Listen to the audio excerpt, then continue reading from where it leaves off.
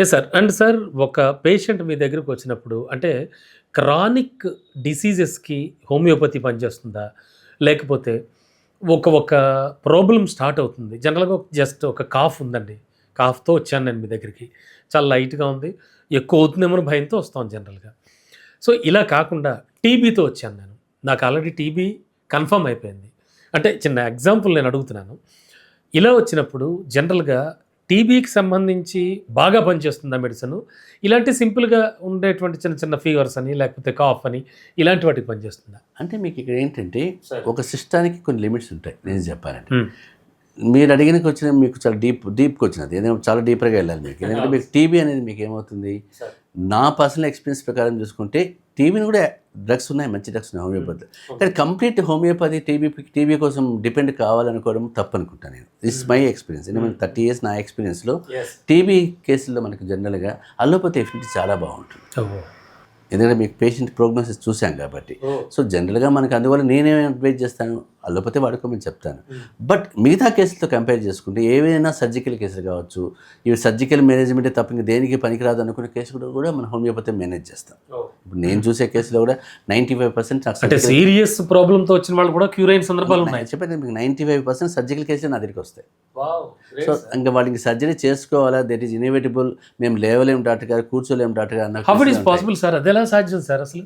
అదే కదా మీకు that is the greatness of homeopathy.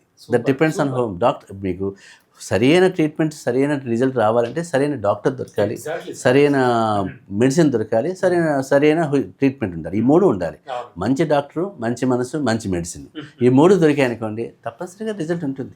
పెద్దవాళ్ళు ఎందుకంటే మీకు నేను ప్రాక్టికల్గా నేను వేరే కేసులు చూశాను కాబట్టి అసలు వాళ్ళు బెడ్ పైన వచ్చి పడుకునేస్తారు లేవలేక. సయాటిక కేసెస్ కావచ్చు, డిస్క్ ప్రాబ్లమ్స్ ఉండేవాళ్ళు అన్బేరబుల్ పెయిన్ అది. అసలు వాళ్ళు మూవ్మెంట్ కూడా ఇవ్వలేరు, వాళ్ళు లోపలికి కూడా ఎంటర్ కాలేరు, వాళ్ళు అటెండెన్స్తో తీసుకొస్తారు. అలాంటి వాళ్ళని కూడా ట్రీట్ చేశారు. అలాంటివి రెగ్యులర్గా మేము చూసే daily cases. Sorry sir. So అలాంటి కేసులు కూడా మనకు సర్జరీ లేకుండా ఈ రోజు వరకు మేనేజ్ అవుతున్నారు. Wow. పోనీ అదేదో టెంపరీగా ఒక 6 months 1 year కాదు, హ్మ్. 15-20 years వాళ్ళు ఆ బట్ సార్ సర్జరీ క్రానిక్ ఉన్నారు. Yes sir. But sir chronic కేసెస్‌లో ఎన్నాళ్ళు వాడాలి జనరల్‌గా మెడిసిన్? ఎన్నాళ్ళు వాడితే వాళ్ళు లేచి కూర్చుంటారు? అంటే జనరల్గా మనకి నేను చెప్పేది ఏంటి, that depends on patient reaction కాబట్టి. హ్మ్. బట్ ఇక్కడ మీకు that takes minimum 3 to 6 months 1 year.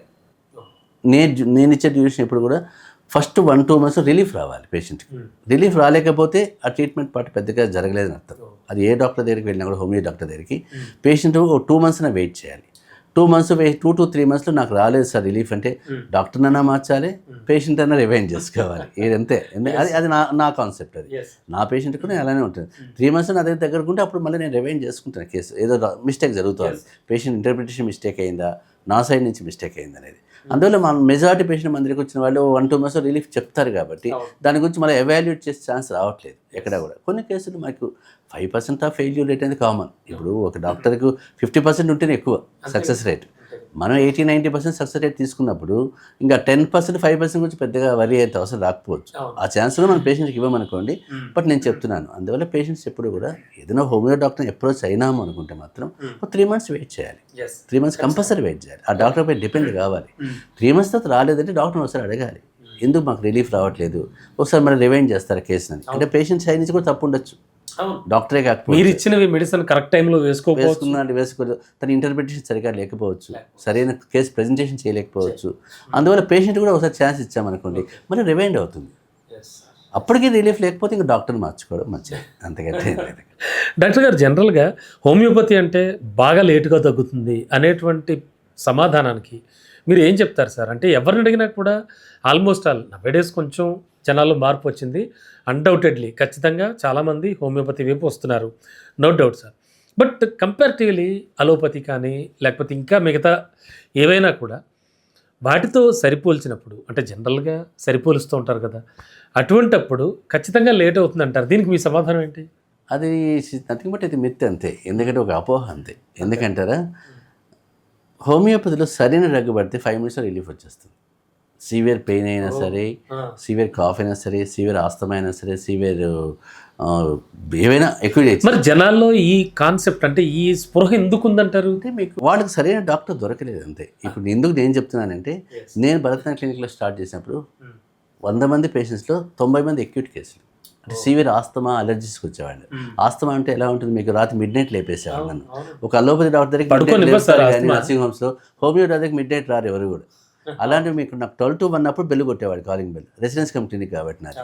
అంటే వాళ్ళకి ఏం నమ్మకము, అక్కడ పోతే రిలీఫ్ వచ్చేస్తుంది ఇమీడియట్గా అని చెప్పి. అంటే అలాంటి ఆస్థమాటిక్ అటాక్స్ కూడా మీకు మన పేషెంట్ దగ్గర మన చాంబర్లో కూర్చొని 10 minutesలో రిలీఫ్ వచ్చేస్తుంది.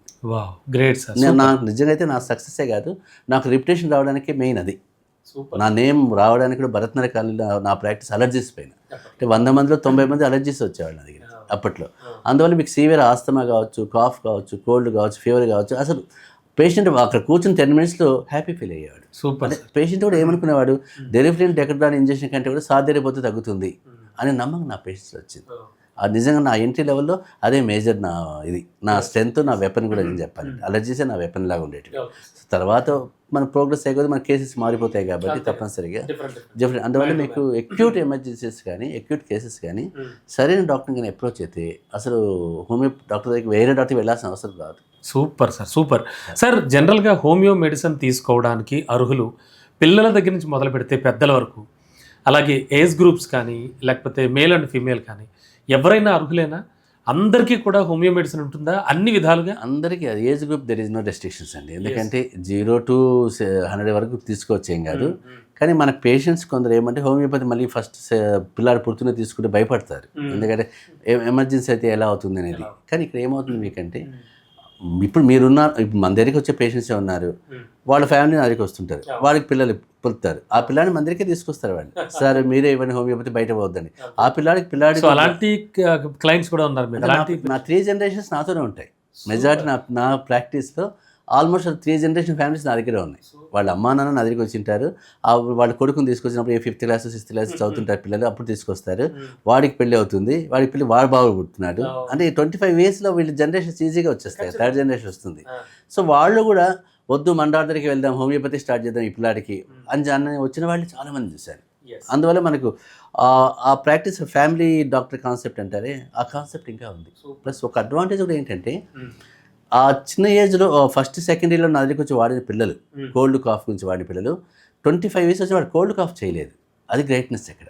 Super sir. అంటే వాళ్ళు 25 years అయిపోయి ఈవెన్ ఎంఎస్కి పోయేటప్పుడు వాళ్ళు ఫారెన్కి వెళ్ళేటప్పుడు, సార్ మా వాడు ఎంఎస్కి వెళ్తున్నాడు ఏమైనా మెడిసిన్ ఇస్తారని వచ్చారు అంతే. ఎందుకంటే ఈ 20 years మా వాడికి ఒక్క జలుబు చేయలేదు సార్ అంటారు వాళ్ళు.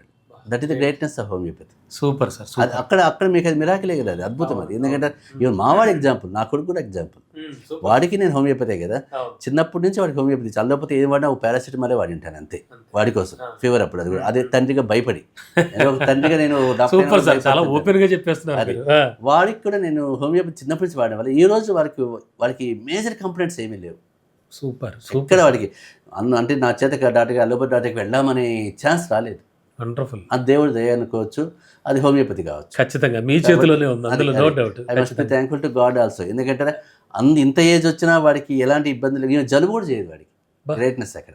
Super sir. ఈవెన్ ఫీవర్ అనేది వాడిని ఎప్పుడు చూసాను, 3rd yearలో ఫీవర్ చూశాను అంతే. ఆ 3rd నుంచి ఫీవర్ అనేది వాడి దగ్గరే లేదు. మరి ఇంత ఎక్స్పోజ్డ్ అవుతాడు, ఫారిన్కి వెళ్ళి వచ్చాడు, చదివాడు, వచ్చాడు, అన్నీ చేశాడు. బట్ ఇవన్నీ అంటే మీకు that credit goes to homeopathy. ఖచ్చితంగా. అదే అంటే ఇంకా నా అబ్బాయి కాబట్టి నాకు తెలుసు కదా వాడు ఏంటి. అలాంటి పిల్లలు నా దగ్గర చాలా మంది ఉన్నారు. Super sir, wonderful. చాలా మంచి విషయాలు చెప్తారు.